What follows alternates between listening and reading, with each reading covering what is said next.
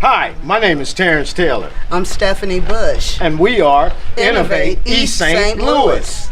All right, well, we are very happy to be out here at the candidate meet and greet, sponsored by the Indivisible Blue Coats. And not only that, we are happy to have captured a moment of speaking time with the 57th District candidate for Senate, Mr. Christopher Bell. How are you doing, sir? I am doing fine, and I'm glad to be here. This was an awesome event. All right. And we're also here with Sandy. Sandy is from Moms Demand Action as well as Indivisible Blue Coats. And Moms Demand Action, you guys partner with us with our National Night Out event. So I am super excited to see you here at the candidate meet and greet. Absolutely. Yes, and we're going to be excited to see you on Tuesday evening in St. Louis for National Night Out. All right.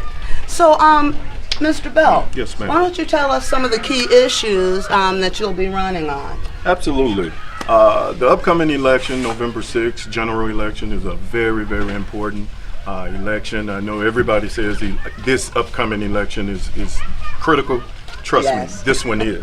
And so I'll just go over my platform with you. We're running on a platform of safe neighborhoods and communities. I've done 18 years in law enforcement, and I know how important safe neighborhoods and communities are to society.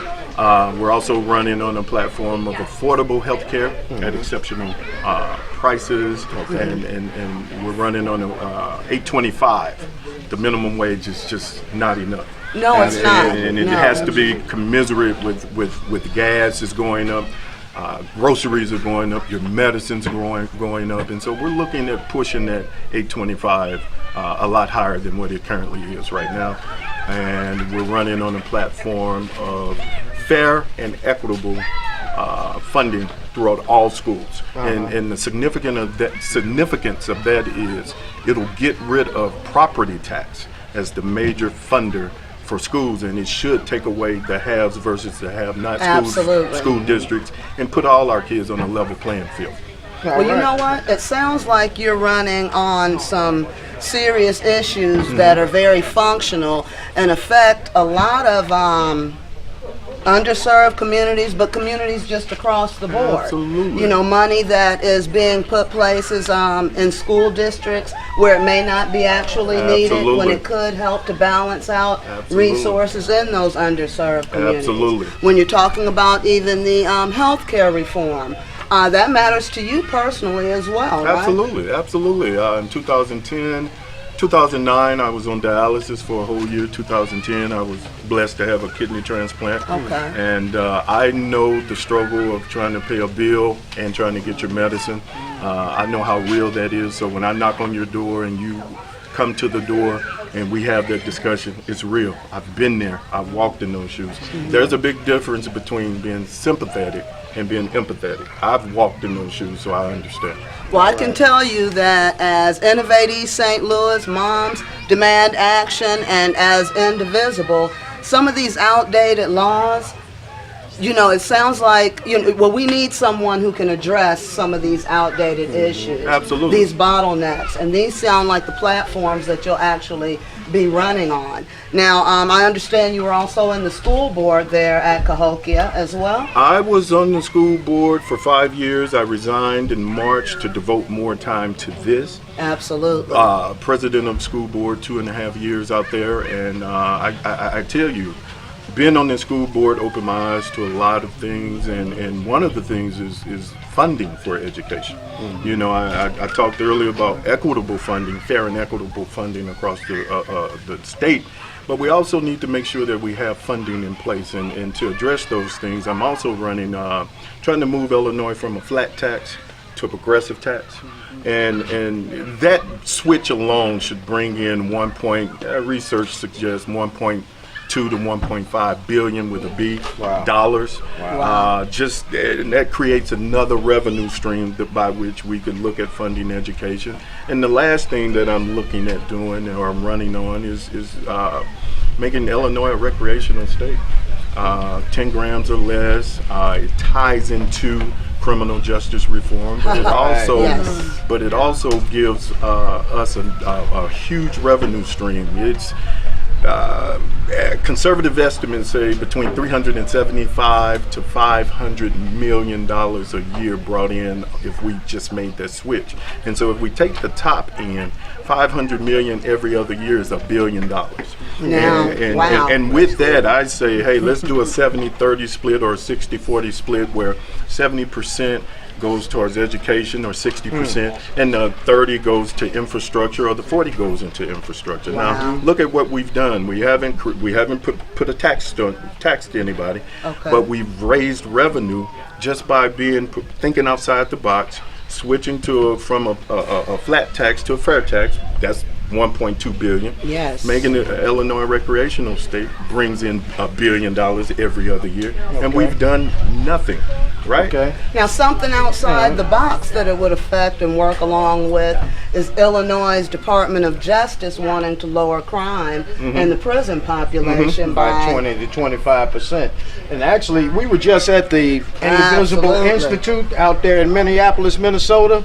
And as Indivisible here in the Metro East, as our branches are getting together here in the Metro East, one of the issues that we wanted to tackle is the mandatory minimum sentences. That's part of what we wanted to reform in the criminal justice system. So how do you feel about mandatory minimum sentences in the criminal justice system right now?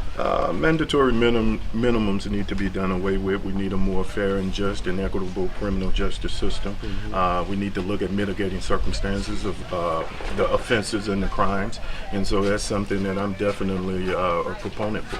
Oh man, that's awesome, my brother, and we appreciate that support, man, that we have, because we have a natural grassroots push going on, and just like we're right here with Sandy and Moms Demand Action, right? Against gun violence. Exactly. Absolutely. And so that's our big question. we're just Which is? Yeah. How do you feel about that? speak up a little bit. We Speak can't up, hear you. right. Speak up. In particular, how do you feel about the last bill that just became law in Illinois? The The red flag bill. The red flag. When did it? I'm not familiar. It just with became law.